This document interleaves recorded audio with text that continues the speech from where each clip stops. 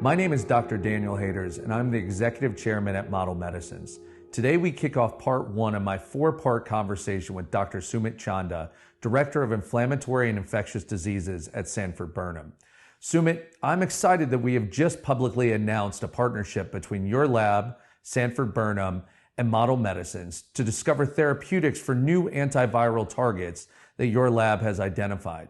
However, before we discuss the partnership, I would love if you could give our audience background about you and your lab's accomplishments, specifically starting with your leadership in HIV.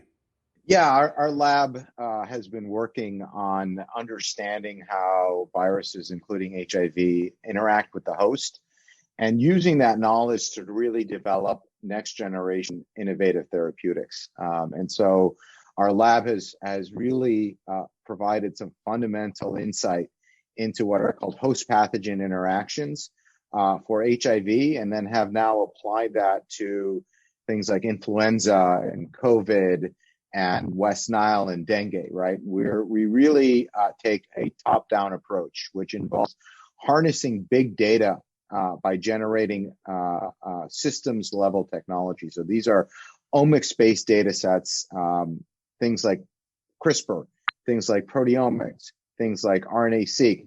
So grabbing as much of the big data as we can so we can get a 20,000-foot view and then distilling that to actionable biology that we can understand mechanism and develop novel therapeutic interventions for these diseases.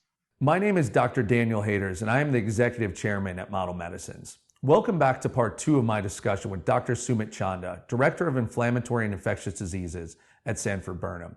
Today, I would like our audience to learn about how you and your lab transitioned from your quote-unquote normal research in Q4 of 2019 to leading the global response to this emerging global viral threat called COVID-19 in late Q4 2019 and early Q1 2020. Could you talk about how and when you became aware of this emerging global threat and how you organize a multi-institutional, multinational group of elite scientists to combat that threat essentially overnight?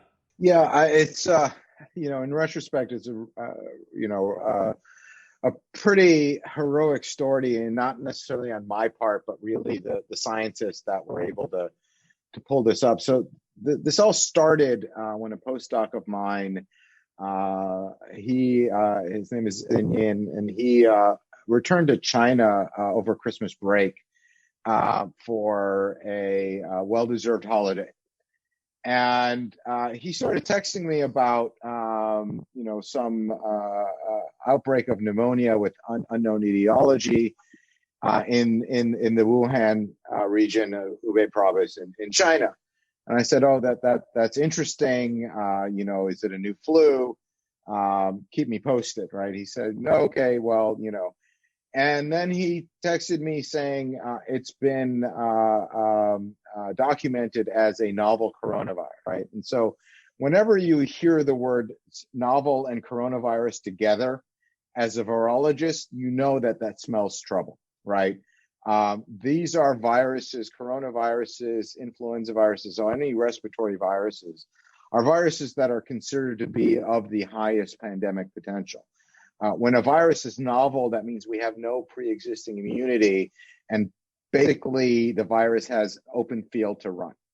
So it was really at that point, right, almost immediately when they first described a novel coronavirus, we said, hey, listen, we need to start pivoting our resources.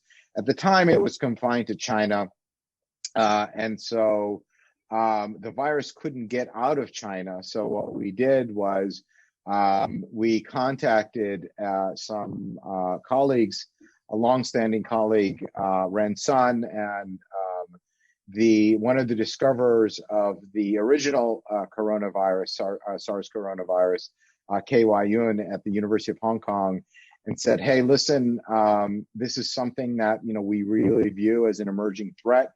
We're really good at discovering therapeutics. Can we team up with you? You guys have the virus.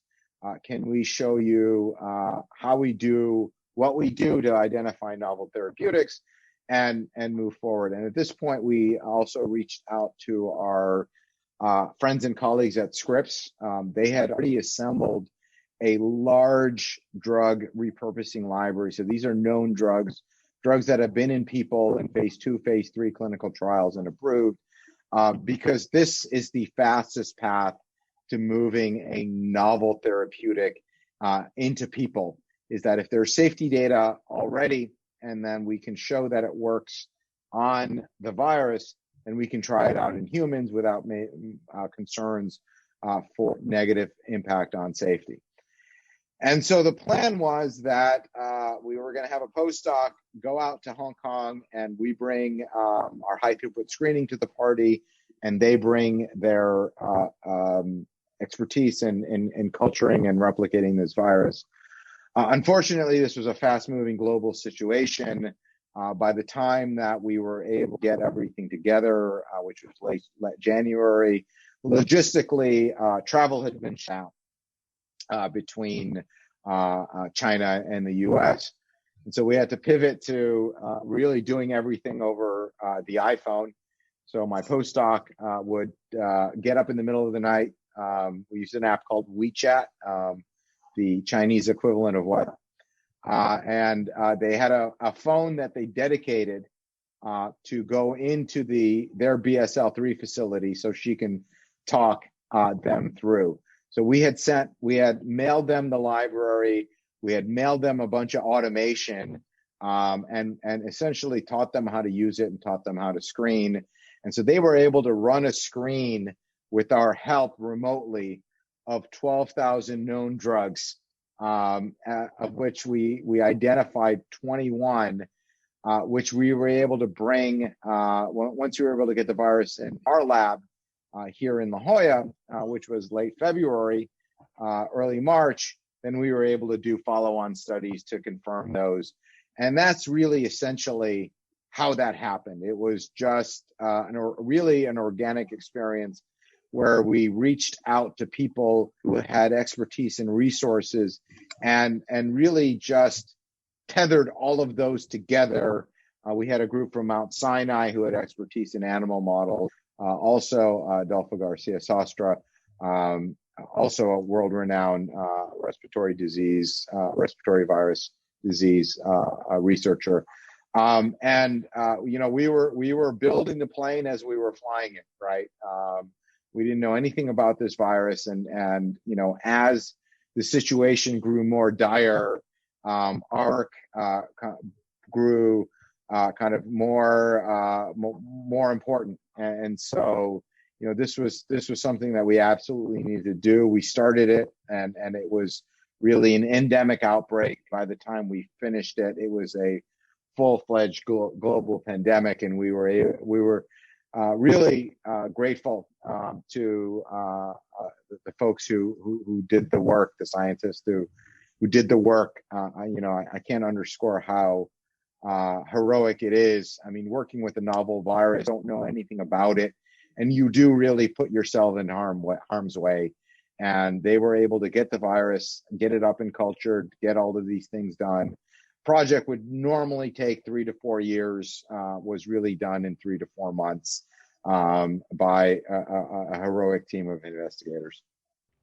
That is an incredible story. I'm sure that everyone in our audience who has ever been a postdoc appreciates that this journey started with an observation made by one of the postdocs on your team.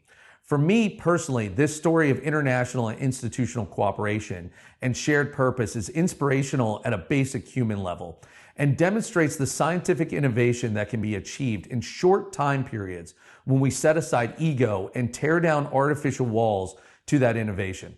I congratulate all of the scientists, support staff, and institutional leadership that came together with this singular purpose and made this program a reality.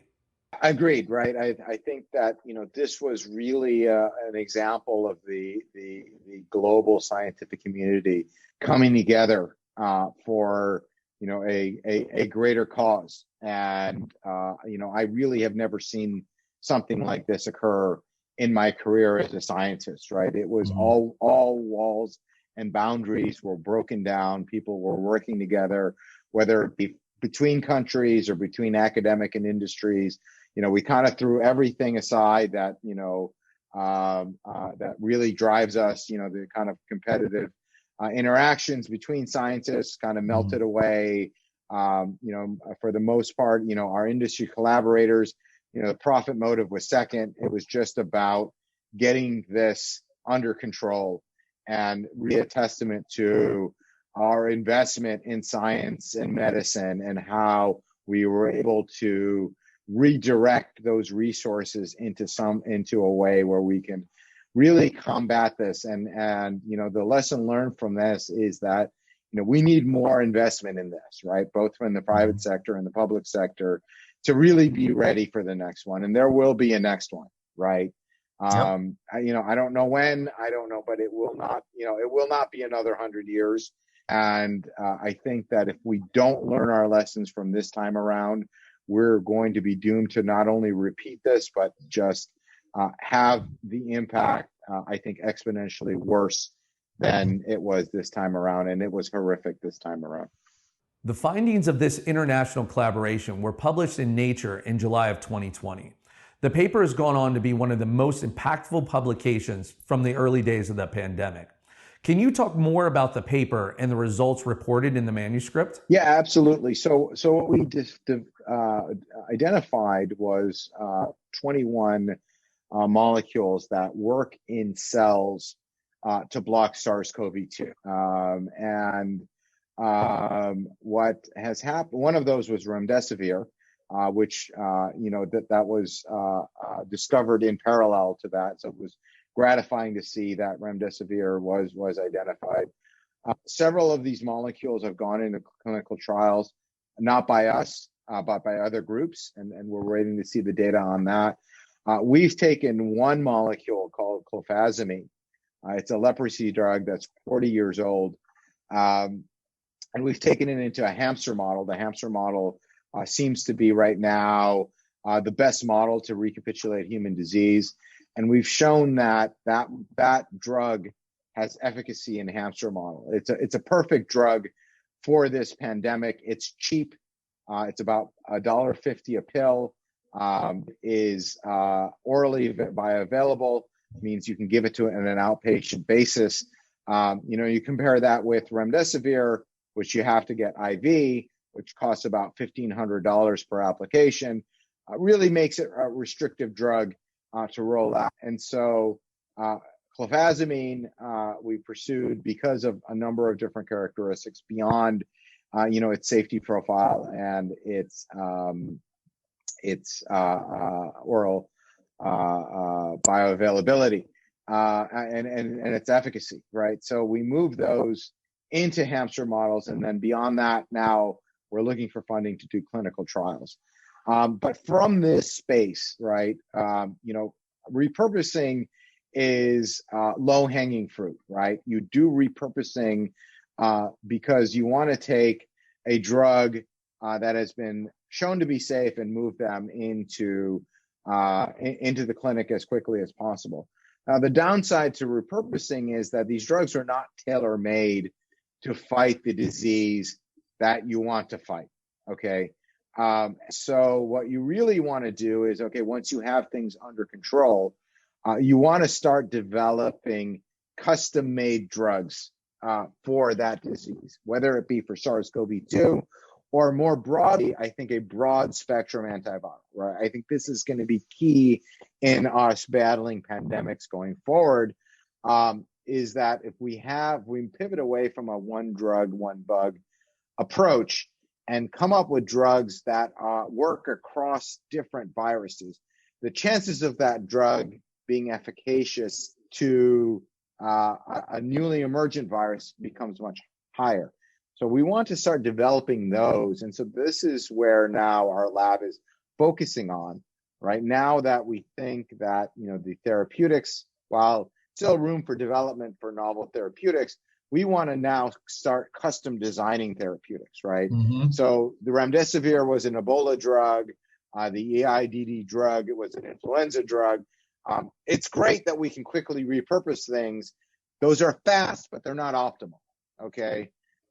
So we clofazimine, again, fast, but not optimal. Now we want to go back, and now that we have an opportunity where, okay, we're starting to get things under control, there's a good arm of first generation therapeutics that work, but are not necessarily the best at what they do. Mm-hmm. And now we have a little bit more breathing room, start looking at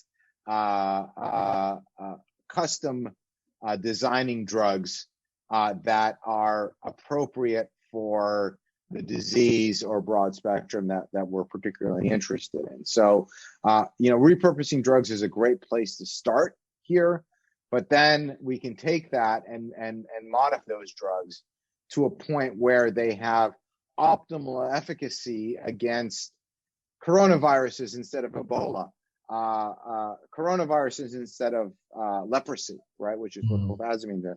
And so this is where I think the collaboration with model medicine really is going to be important, right? We are taking basic biology of what we learned about coronaviruses, distilling down host-pathogen interactions that we've identified previously for things like HIV and flu, and now we have that data set for coronavirus, and then saying, okay, well, what's the best that we can do, right? Now, can we take over here and try to fit it into, this square peg into this round hole? And it fits, but it's not a perfect fit. What do we do now to build the best drug, right? And so understanding the biology, taking that and action that to build custom-based therapeutics for not only SARS-CoV-2, but pan-coronavirus antiviral and even broad-spectrum antivirals, I think is going to be really an important innovation that, as a partnership, we can bring to the table. Fantastic. We will let that be the last word of part 2 of our conversation. In part 3, we will dive into the collaboration between your lab and Model Medicines, which intends to discover new broad-spectrum antivirals to combat this pandemic and the next, based on novel targets discovered by your laboratory. Thanks for your time, Sumit.